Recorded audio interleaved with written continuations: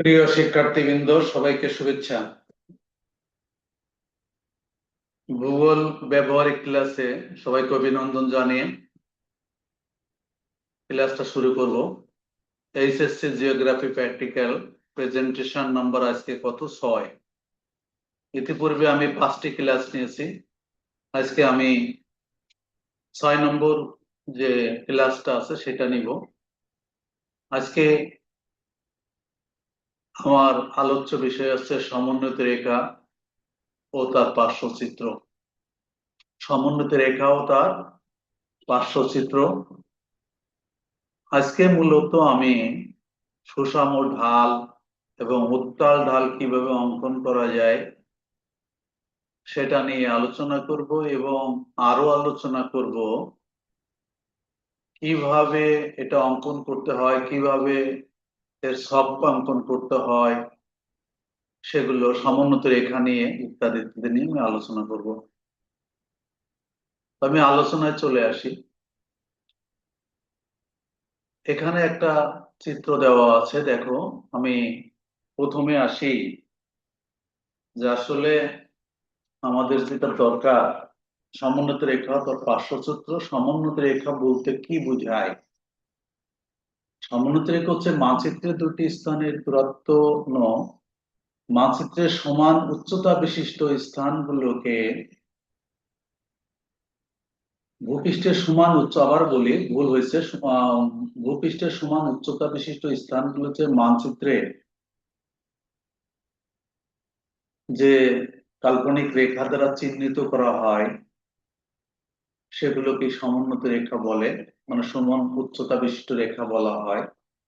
সে যাক, আমরা যখন এই সমোন্নত রেখা আঁকবো, তার পার্শ্বচিত্র অঙ্কন করব, তার জন্য একটা ছক প্রয়োজন।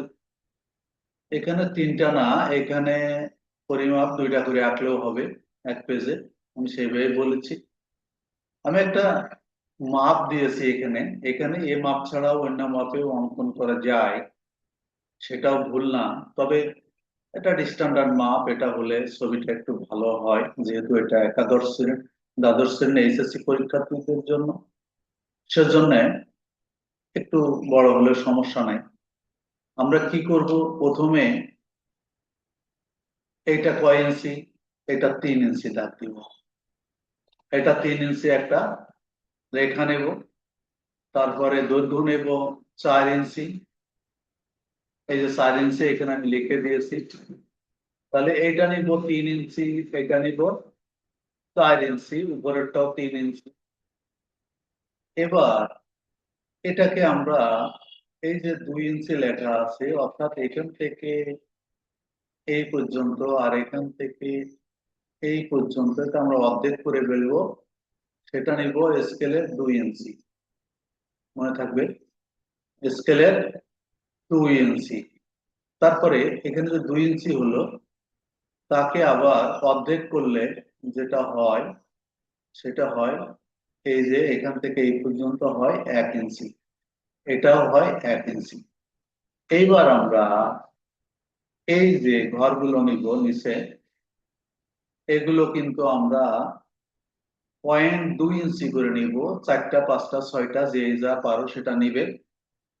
সেখানে আমাদের 0.2 ইঞ্চি মানে 0.2 ইঞ্চি, অর্থাৎ এই মাপটা অনেকের ভুল হয়।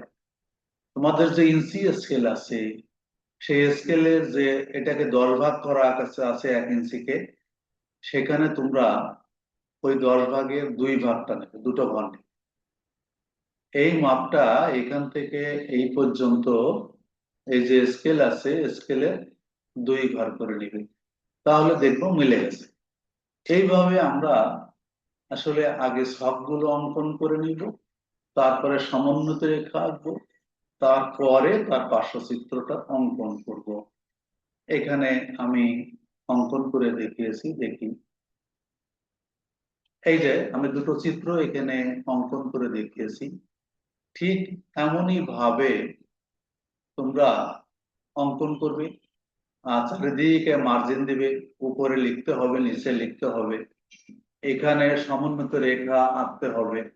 যেমন আমরা যদি সুষম ঢাল আঁকি, একেবারে সেম সমান করে এঁকে দিলে, সমন্বিত রেখায় এঁকে তার যদি যোগ করে দেওয়া হয় মোটামুটি এটা হবে। আমি এর চিত্র করে দেওয়ার চেষ্টা করেছি। এইভাবে আমি আবারও বলি, এইভাবে তোমরা ছকটা অঙ্কন করে নিবে। আগেই মূলত ছক যদি এই করে অঙ্কন করে 4-5 পেজ বা 3-4 পেজ যায় আঁকো, সেগুলো সব আগে করে নিলে একই সঙ্গে ছবিগুলো বা পার্শ্বচিত্রগুলো, সম্বন্ধে পার্শ্বচিত্রগুলো অঙ্কন করতে পারবে।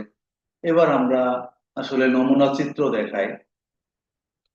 প্রথমে আজকে আমি আলোচনা বিষয় ছিল সুষম ঢাল আর উত্তল ঢাল। সুষম ঢাল আর উত্তল ঢাল আমরা কি করেছি, সুষম ঢাল অঙ্কন করতে হলে প্রথমে এখানে দেখো আমরা সুষম মানে সমোন্নত রেখার দূরত্ব গুলো সব সমান করে রাখতে হবে। তাহলে দেখো এখান থেকে এই আঁকছি, এইভাবে আমরা সমোন্নত রেখাগুলো আগে এঁকে নেব। মানে সবচেয়ে ভালো হয় এখান থেকে মেপে মেপে সমান দূরত্ব করে নেওয়া। এখানে মেপে মেপে সমান দূরত্বে এই সুষম ঢাল অঙ্কন করে নেওয়া। সুষম ঢাল মানে এই সমোন্নত রেখাগুলো অঙ্কন করে নেওয়া।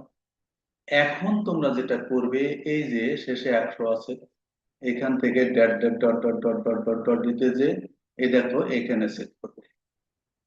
এইটা করছে 200 করছে এই জায়গাটা, 300 করছে এই জায়গাটা, এই যে রেখা এখানে 300 করছে, এটা 400 করছে, এটা 500, এটা 600, এটা 700, এটা 800, এটা 900। এখানে 800-900 না নিলেও হবে, 6 পর্যন্ত 600 নিলে 6 ঘর পর্যন্ত নিলেও হবে, 5 ঘর পর্যন্ত নিলেও হবে। তারপরে আমরা কি করব, যে বিন্দুগুলো ছেদ করেছে এইটা আমরা রেখা দিয়ে ওটা যোগ করে দেব। যোগ করে দিয়ে নিচের যে অংশটা আছে এটাকে আমরা কালার করে দিব বা রং করে দিব, পেন্সিল দিয়ে রং করে দিব। তাহলে আমাদের ঠিক এইরকম একটা চিত্র আসে, একটা পার্শ্বচিত্র এসে দেখা দিবে।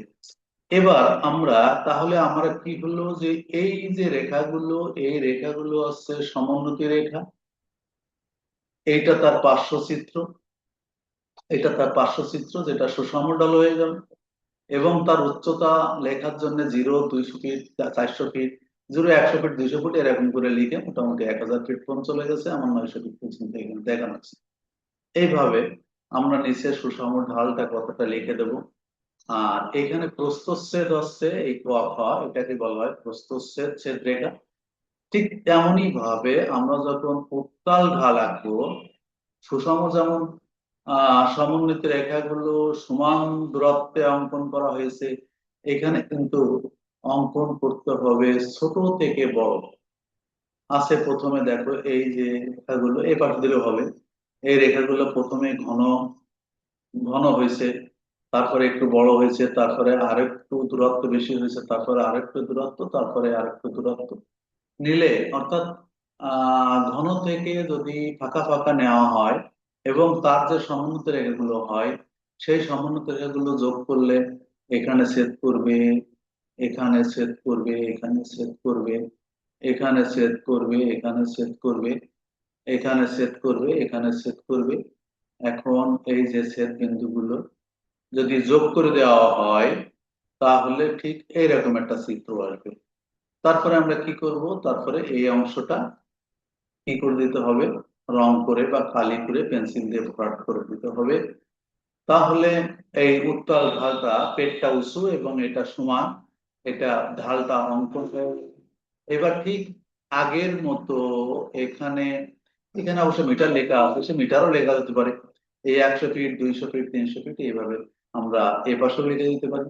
এ পাশে যেহেতু ফাঁকা আছে এই জন্য এই পাশটায় লেখা হয়েছে। আর যদি আমরা এই পাশে আসতাম তাহলে হয়তো এইভাবে হতো, এইভাবে চিত্রটা হতো। তো যাই হোক, আমরা তাহলে এখানে আর উপরে কি লিখবে, সমোন্নতি রেখাও তার পার্শ্বচিত্র এবং চারিপাশ দিয়ে ঠিক এমনই একটা মার্জিন দিবে দেখা।